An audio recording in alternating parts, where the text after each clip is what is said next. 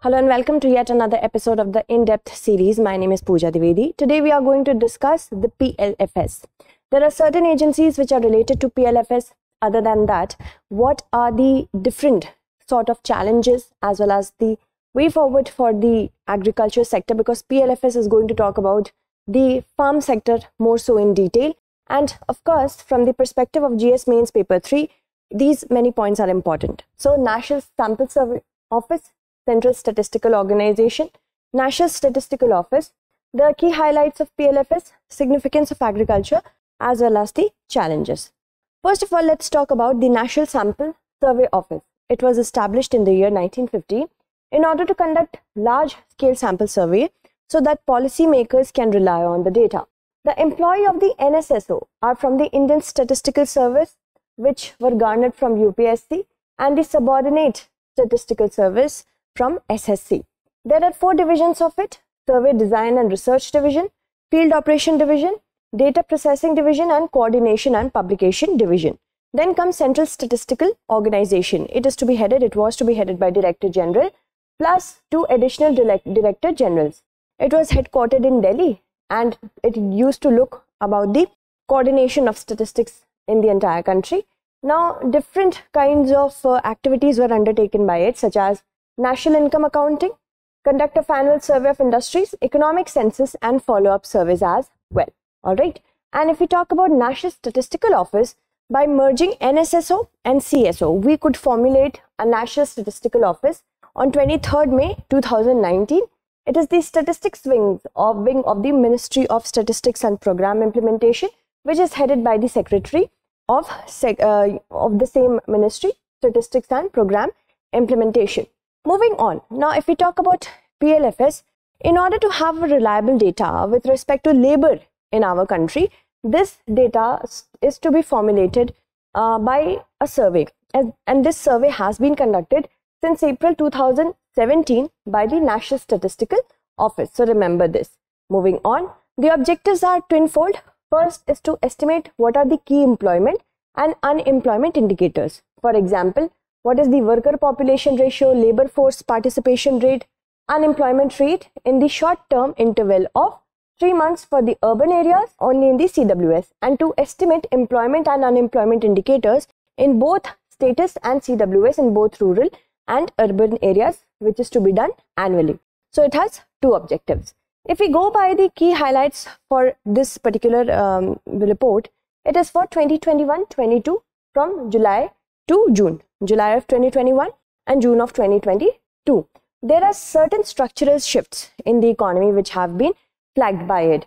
Farm sector's share in the country's employed labor force is at 45.5%, which is down from 46.5% in 2020-21. Of course, that was because of the COVID-19 pandemic. The labors which went from the urban areas towards the rural areas were absorbed by the agricultural sector. So that is why we could see the difference. But it is still higher than 2018-19 low of 42.5%. The biggest decline was seen from 58.5% to 48.9%. When did this happen? This happened between 2004-2005 and 2011-2012 because there were certain structural shifts. For example, the first time in India's history a fall was seen, even if we talk about not in percentages but absolute terms, which was from 268.6 million to 239.9 million, because at that time the share of the labor force employed in manufacturing it peaked at 12.6% in 2011-12. That means there was a structural shift from farm sector. India was moving towards manufacturing. So the extra labor could be absorbed by the manufacturing sector as well. Now, since 2011-2012, this structural transformation has slowed down. Manufacturing is also not doing great, with the share of agriculture and employment not falling fast enough, because we need to shift. If we have to become a developed country, we have to shift from agriculture to manufacturing, then service, right? So this is not happening soon enough. Okay, the share of manufacturing has dropped behind even that of construction and trade and hotels and restaurants. This is dismal. Now in 2017-18, the latter two, that means construction and hotel, they accounted for 11.7% and 12% of the total workforce respectively. But in 2021-22, manufacturing share went down at 11.6% it was below that of construction as well as trade, hotels and restaurants. Simply speaking, manufacturing sector should enroll more people, because India is one unique example. We have not moved from agriculture to manufacturing and then service. We have moved directly from agriculture to services. So manufacturing sector is lagging behind. Structural transformation hasn't just slowed, it has stalled, if not reversed. Okay, that means it has come to a halt. There is not much labor transfer taking place from farms to factories. That is a problem. There are jobs that are getting generated outside agriculture.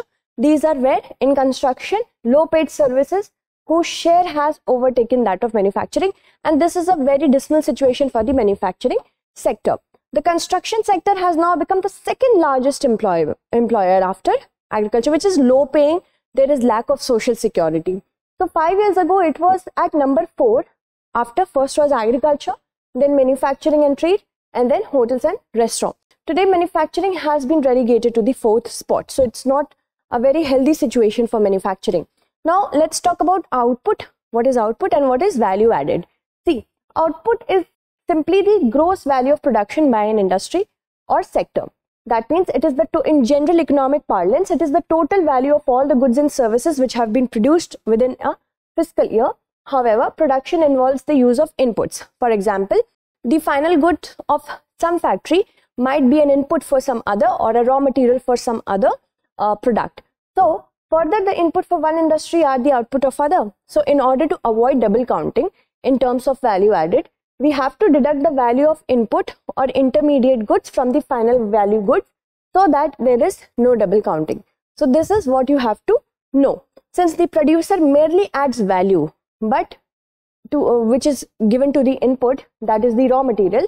For supposedly rubber might be a final output for some industry, but for tire industry it is an input. So while I'm making the tire, then I'm just adding value to the input that I'm using.